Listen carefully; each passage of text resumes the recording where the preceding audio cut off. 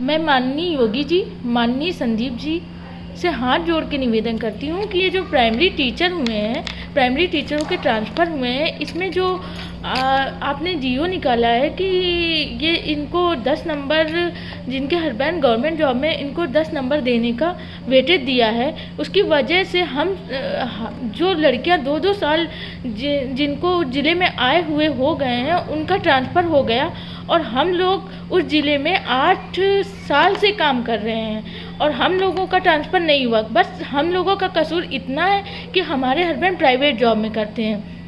Private job क्या इतना क्या ये कोई कसूर है?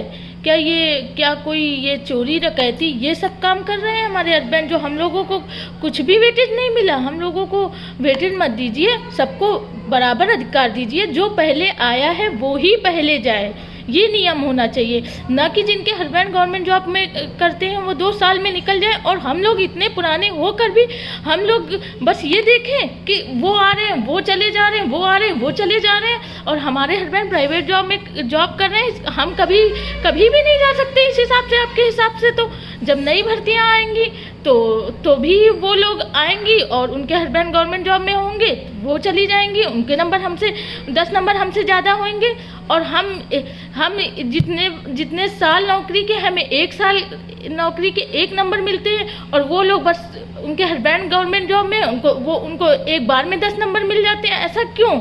ऐसा भेदभाव क्यों?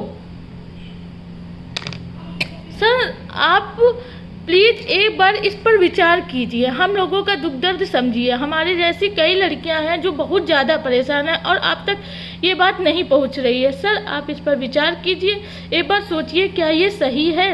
क्या ये नाइंसाफ़ी सही है? क्या प्राइवेट जॉब वाली जिनके हस्बैंड प्राइवेट जॉब में है उनको नंबर ना देना या उनके साथ इस तरह भेदभाव करना, क्या ये सही है?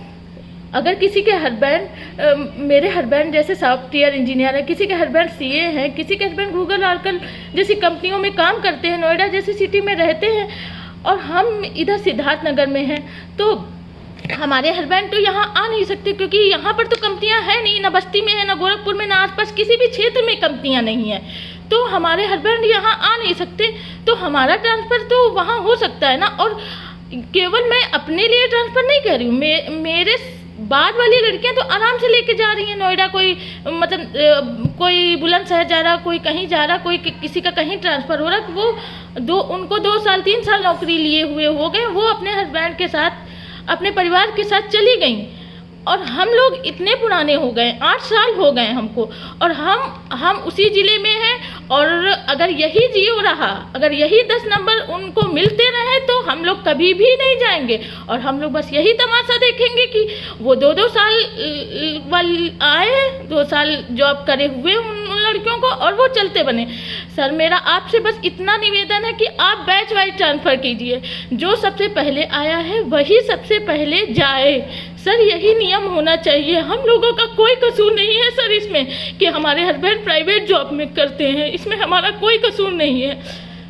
सर हम लोग बहुत परेशान हैं क्योंकि बात इसकी नहीं कि हमारे ट्रांसफ़र की बात है, सर हमसे बाद वाले जाएं और हम रह जाएं, बस इस वजह से, इस भेदभाव की वजह से कि मेरे हस्बैंड प्राइवेट जॉब करते हैं।